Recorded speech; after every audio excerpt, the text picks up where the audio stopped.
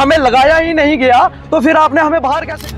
जिन्होंने कोरोना काल में चल रहा था वैसे चलाया जाए, अदरवाइज इसके खिलाफ जो है इंक्वायरी बिठाई जाए पूरी तरह। प्रेस वार्ता है एनएचएम के रिगार्डिंग जो पोस्टेज आई थी डिस्ट्रिक्ट रियासी में और हमारी डिस्ट्रिक्ट एडमिनिस्ट्रेशन द्वारा वो पोस्टें नल कर दी जाती हैं। इवन की एग्ज़ाम जो है इसका कंडक्ट करवाने के बाद जो कि एक वैलिड रीज़न जो मैडम जी दे रहे हैं, जो हमारी चेयरमैन मैडम डिप्टी कमिश्नर और एडीडीसी रियासी दे रही हैं, वो वैलिड रीज़न है नहीं।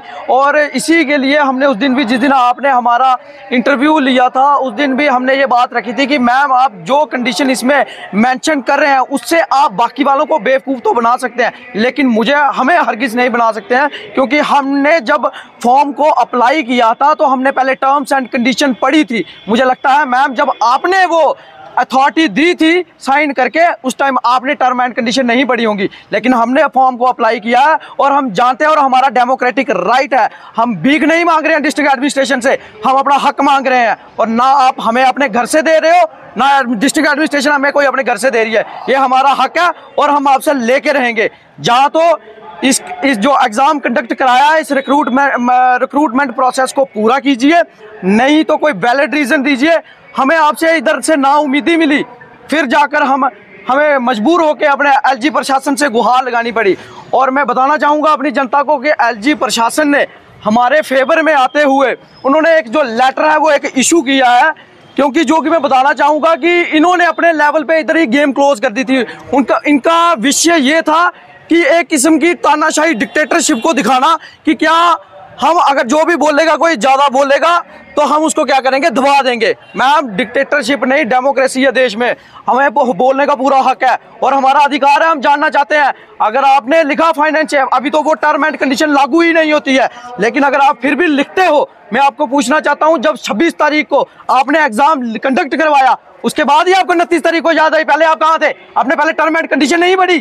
पहले पढ़नी चाहिए थी ना। आप एक युवा के साथ नहीं, जितने भी बच्चे जिन्होंने अप्रोक्सीमेटली 200 बच्चों ने एग्जाम दिया, आप हर एक के साथ जाती कर रहे हैं। और इसी विषय पर एडवाइजर सर के जो ओएसडी सेल है, एडवाइजर टू एलजी, उनके ओएसडी सेल से हमें ये चिट्ठी मिल रही है कि उन्होंने ये मिशन डायरेक्टर को लिखी है कि इसके ऊपर पुख्ता आप संज्ञान लीजिए कि क्या ये मैटर हुआ है।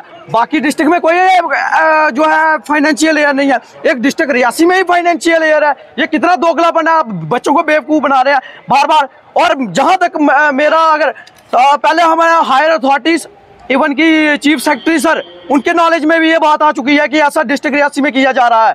और अगर हमें नाउमीदी मिली, मैं बाय नेम जाऊंगा कोर्ट में उन कल्प्रिट्स के खिलाफ जो ऐसा घिनौना जो है अपराध कर रहे हैं, बच्चों का, युवाओं का भविष्य बर्बाद कर रहे हैं रियासी के युवाओं का। सर मैं एक ही बात पूछना चाहूंगा, फाइनेंशियल ईयर क्या डिस्ट्रिक्ट रियासी में ही है? बाकी डिस्ट्रिक्ट में अगर ये प्रोसेस चल रही है, इवन की मैम से इसी बात पे, इसी बेस पे बिहार पे बात होती है कि बाकी डिस्ट्रिक्ट में भी फाइनेंशियल ईयर नहीं है क्या? यही उनका आगे से रिप्लाई था कि मुझे बाकी डिस्ट्रिक्टों से कुछ नहीं है। मैम पहले जब आप साइन करते हो, मुझे लगता है जब आपके टेबल पे ऐसे फाइल आती है, क्लर्क आपके सामने फाइल लेके आता है, आप देखते नहीं हो, आप सीधा साइन कर देते हो। टर्म एंड कंडीशन अगर हमें अप्लाई करने में लागू होती है तो आपको किसी लिए इधर बिठाया गया है कि आप भी उन टर्म एंड कंडीशन को देखें कि क्या इसमें जब साइन कर रही हूँ इसमें टर्म एंड कंडीशन क्या है। उनका रिप्लाई यही था कि फाइनेंशियल ईयर खत्म हुआ है, मैं रिक्रूटमेंट प्रोसेस को खत्म करके नई रिक्रूटमेंट। भाई क्यों करनी है खत्म? हमें वैलिड रीजन बताओ। आप टर्म एंड कंडीशन में आप वो फॉलो अप ही नहीं कर रहे हो जो उसमें लिखा गया है कि आपकी परफॉर्मेंस के बेस पे आप इस स्कीम को आगे कंटिन्यू किया जाएगा। हमें लगाया ही नहीं गया तो फिर आपने हमें बाहर कैसे कर दिया? इसी तरह से जो हमारी डिस्ट्रिक्ट एडमिनिस्ट्रेशन रियासी है, मेरे ख्याल से अब ये एक्सपोज हो चुकी हैं हमारे हर डिपार्टमेंट के अंदर। आजकल ये जो युवा हैं, एसजी गवर्नर के जो एडवाइज़र हैं उनसे मिलकर आए हैं। उन्होंने भी आगे से जो है जारी किया है एक नोटिस, जो इनके डायरेक्टर एमडी को लिखा है कि मुझे इस पे एक वैलिड रीज़न दिया जाए क्यों इन बच्चों के भविष्य के साथ खेला जा रहा है। जब उनको समझ आ रही है कि इन बच्चों का भविष्य खराब हो रहा है, तो मैडम आप तो डिस्ट्रिक्ट रियासी की मालिक हैं, डिस्ट्रिक्ट रियासी आपके चलाने से चल रहा है। जब आप इसकी चेयरमैन हैं तो चेयरमैन होने के नाते आपका पहला फर्ज था इन बच्चों का भविष्य बर्बाद ना किया जाए। जब आपने 26 तारीख को पेपर कंडक्ट किया, जब आपको पता है कि 3 दिन बाद जो है फाइनेंशियल ईयर खत्म हो रहा है, तो आप पेपर ही अप्रैल मई में करवा देते। आपने जब डेटें 2 बार पहले भी कैंसिल की हैं, 2 बार पहले आपने पेपर की डेट निकाली, तो उसके बाद आप अब एक नई डेट निकालते अप्रैल मई में और इनका पेपर कंडक्ट कराते ताकि ये बच्चे जो हैं नौकरी कर सकते हैं। लेकिन इनको नौकरी देने की बजाय इनके पैर ही काट दिए गए। मैं रियासी की जनता से ये अपील करता हूं कि इन लोगों की सपोर्ट की जाए, इन स्टूडेंट्स की सपोर्ट की जाए, क्योंकि एक बच्चे की बहुत मेहनत लगती है पढ़ने में। की जो एडमिनिस्ट्रेशन है वो कहती है कि फाइनेंशियल ईयर खत्म हो गया था, हमने उसके तहत जो है पोस्टें कैंसिल कर दी।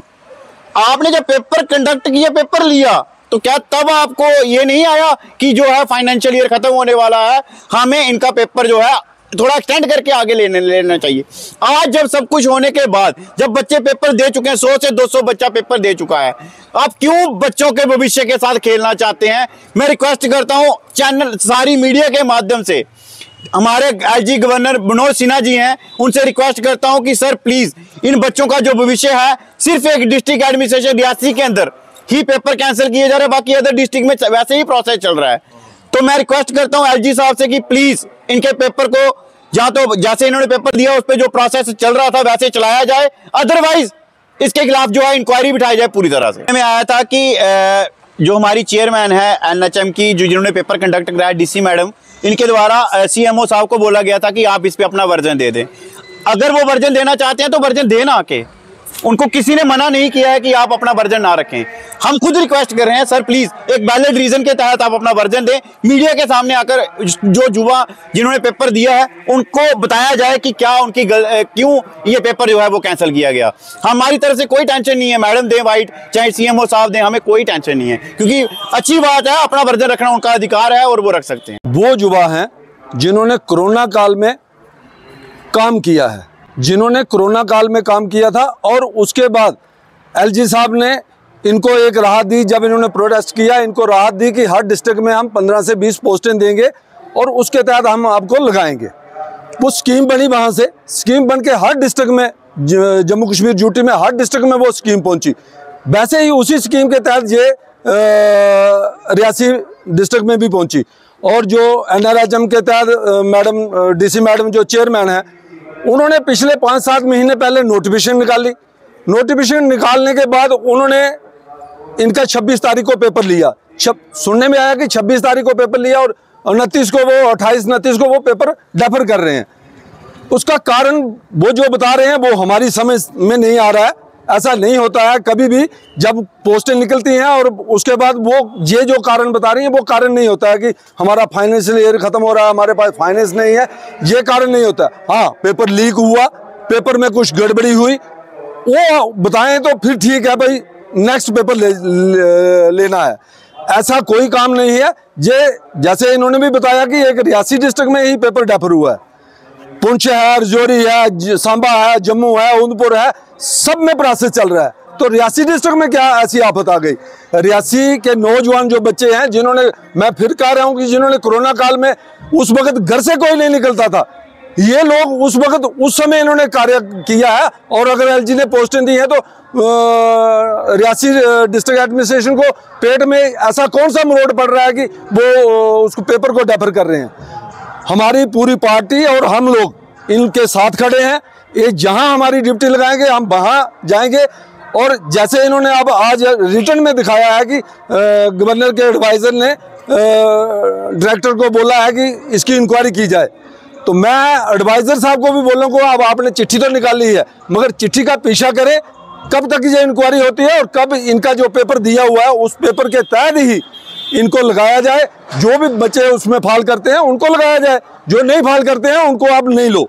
मगर ये कौन सा तरीका है पेपर डेफर करने का? ये डीसी मैडम हमें जवाब दे दें, क्योंकि हम छाना बिछाना इनके साथ, जितने भी ये बच्चे हैं 200 के करीब या 150 के करीब जिन बच्चों ने ये पेपर दिया है, हम सब के साथ खड़े हैं।